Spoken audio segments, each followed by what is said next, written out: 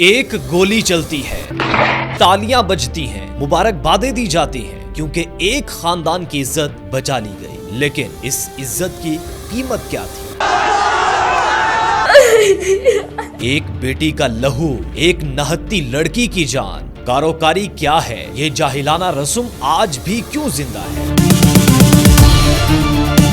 اور یہ ہمارے معاشرے میں کہاں سے آئی؟ کیا یہ رسم پاکستان کے علاوہ ایشیائی اور یورپی ممالک میں بھی پائی جاتی ہے؟ یہ سب سوالوں کے جواب آپ کو اسی ویڈیو میں ملیں گے۔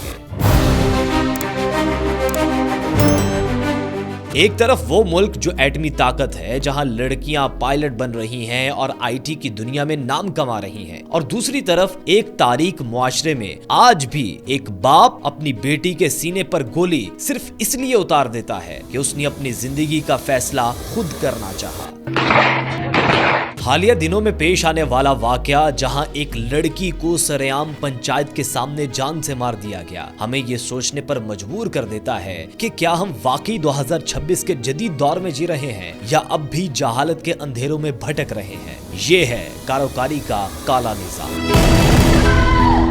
جو قبائلی اور سندھی علاقوں میں پورے جوبن کے ساتھ چل رہا ہے۔ اس کے ساتھ ساتھ ایشیائی ممالک بھی اس کی زد میں ہیں۔ کیا ہے یہ کاروکاری؟ آئیے سمجھنے کی کوشش کرتے ہیں۔ سندھی زبان میں کارو کے معنی ہے کالا مرد اور کاری کے معنی ہے کالی عورت۔ یہ محض الفاظ نہیں بلکہ موت کا پروانہ ہے۔ جب کسی مرد یا عورت پر ناجائز تعلقات یا اپنی مرضی سے شادی کی کوشش کا الزام لگتا ہے تو انہیں کاروکاری قرار دے کر ان کا قتل جائز سمجھ لیا جاتا ہے۔ یہ فرسودہ اور جاہلانہ رسم کہاں سے شروع ہوئی؟ کاروکاری کی جڑیں اسلام سے پہلے کے قبائلی نظام سے ملتی ہیں۔ یہ رسم کسی مذہب سے نہیں بلکہ ایک پدر شاہی نظام سے نکلی ہے، جہاں عورت کو انسان نہیں بلکہ مرد کی ملکیت سمجھا جاتا تھا۔ قدیم قبائل میں عورت کی خود مختاری کو قبیلے کی شکست تصور کیا جاتا تھا، اور اسی تصور نے اس خوفناک روایت کو جنم دیا۔ قدیم زمانے میں قبائل کے درمیان جنگیں عورتوں کی وجہ سے ہوتی تھی۔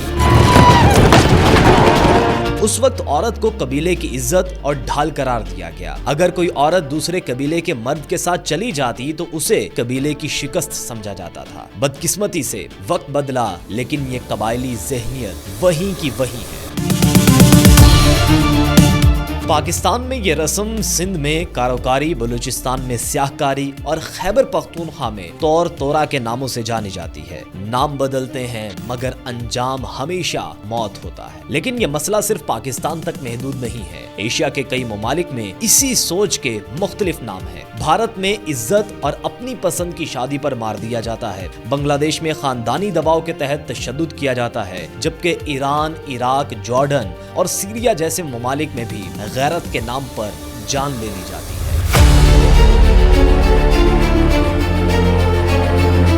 نام بدل جاتے ہیں، زبان بدل جاتی ہے، لیکن کہانی ایک ہی رہتی ہے، عورت کی آزادی کو جرم سمجھنا۔ اور اب یہ سوچ حد بھی پار کر چکی ہے۔ یوکے، جرمنی، فرانس اور اٹلی جیسے یورپی ممالک میں بھی ایسے کیسز سامنے آئے ہیں، لیکن ایک فرق کے ساتھ، یہ وہاں کی اکثریتی ثقافت نہیں بلکہ کچھ مائگریٹڈ یا قدامت پسند کمیونٹیز کے اندر موجود ایک سوچ ہے جو اپنے ساتھ پرانی قبائلی روایات لے کر آئی۔ ان ممالک میں قانون فوری حرکت میں آتا ہے اور ایسے جرائم کو سختی سے سزا دی جاتی ہے، اور اسی طرح پاکستان کے کچھ علاقوں میں بھی اگر اس طرح کے جرائم کیے جاتے ہیں تو اس کی سخت سے سخت سزا دی جاتی ہے۔ ضلع کولی پالس کوستان میں تصویر وائرل ہونے پر لڑکی کو کرنے کے الزام میں گرفتار خاتون کی قبر تیار کرنے والے گرفتار کرنے والے ملزم کو 7 بار سزائے موت کا حکم سنا دیا ہے۔ لیکن سوال اب بھی وہی ہے، جب سوچ نہ بدلے تو سرحدیں بھی اسے نہیں روک سکتی۔ یہاں سوال یہ پیدا ہوتا ہے کہ انٹرنیٹ اور تعلیم کے دور میں یہ رسم کیوں زندہ ہے؟ اس کی 3 بڑی وجوہات نظر آتی ہیں۔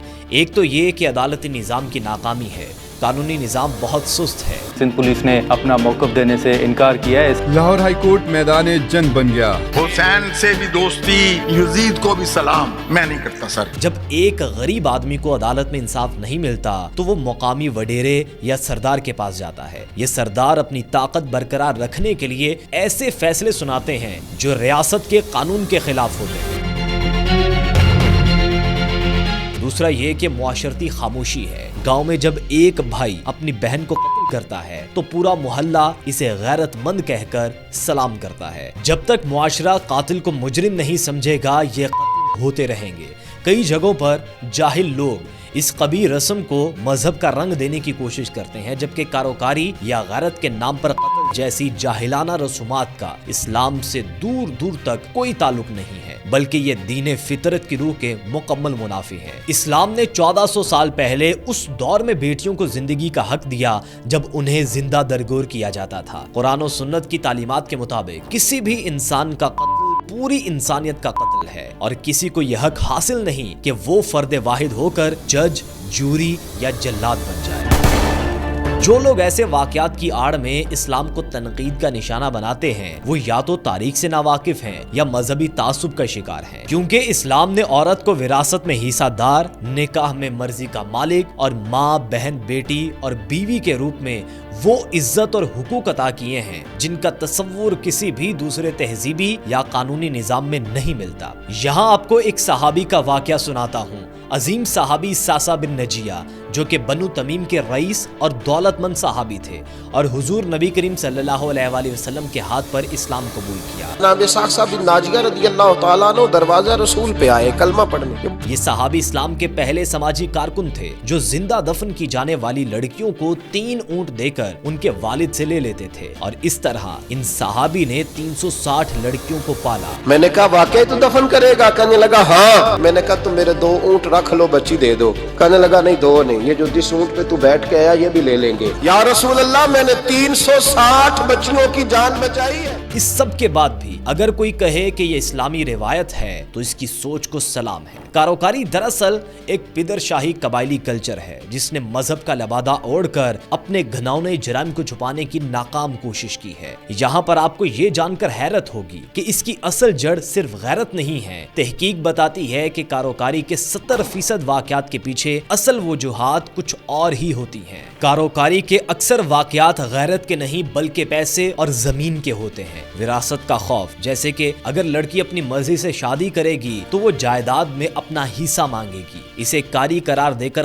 करना। इसके हिस्से की जमीन को भाइयों या चाचाओं के पास रखने का सबसे आसान तरीका है। कई बार एक मर्द को कारो करार देकर उसके खानदान से भारी जुर्माना वसूल किया जाता है या उनकी जमीन हथिया ली जाती है।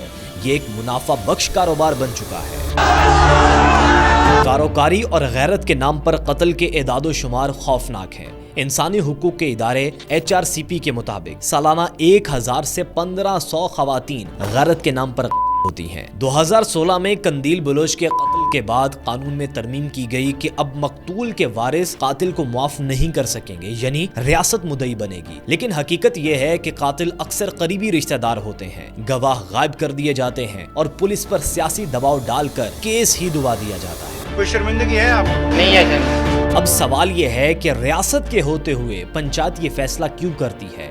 वजह है ताकत का तवाज़ुन। दही इलाकों में जागीरदाराना निजाम अदालत से ज्यादा ताकतवर है। पाकिस्तान की सुप्रीम कोर्ट ने जिरगों के फैसलों को गैर कानूनी करार दिया है, लेकिन ये आज भी जारी है। क्यों? क्योंकि पंचायत का फैसला फौरी होता है। वहाँ दलील नहीं, कबायली अना चलती है। पंचायत में बैठे लोग खुद इसी निजाम का हिस्सा होते हैं, इसीलिए वो कभी औरत के हक में फैसला नहीं देते, क्योंकि उन्हें डर होता है कि कल उनके अपने घर की औरत भी बगावत कर सकती है। हम कब तक बेटियों के जनाजे उठाते रहेंगे? इसका हल सिर्फ कानून नहीं है, बल्कि हमें अपने बेटों की तरबियत बदलनी होगी कि औरत जायदाद नहीं, इंसान है। जब तक एक सरदार को गैरत के की शय देने पर सरेआम सजा नहीं मिलेगी, वो खुद को कानून से ऊपर ही समझेगा। हमें रियासती रिट को मजबूत करना होगा। हमें सोशल मीडिया की ताकत को इस्तेमाल करना होगा। आपकी एक आवाज, एक वीडियो किसी की जान बचा सकती है। गैरत वो नहीं जो खून बहाने से साबित हो, गैरत वो है जो कमजोर को तहफ़्फ़ुज़ दे। जिस मुआशरे में बेटी की जान की कीमत खानदानी नाक से कम हो, वो मुआशरा जिंदा तो रह सकता है मगर मोतबर नहीं हो सकता। इस वाक़े को भूलिएगा मत, क्योंकि अगली गोली किसी और की दहलीज पर भी चल सकती है, क्योंकि कारोकारी एक जुर्म है, कोई रिवायत बिल्कुल नहीं है। कमेंट्स में अपनी राय का इजहार जरूर कीजिएगा और मजीद वीडियोस के लिए सब्सक्राइब करें।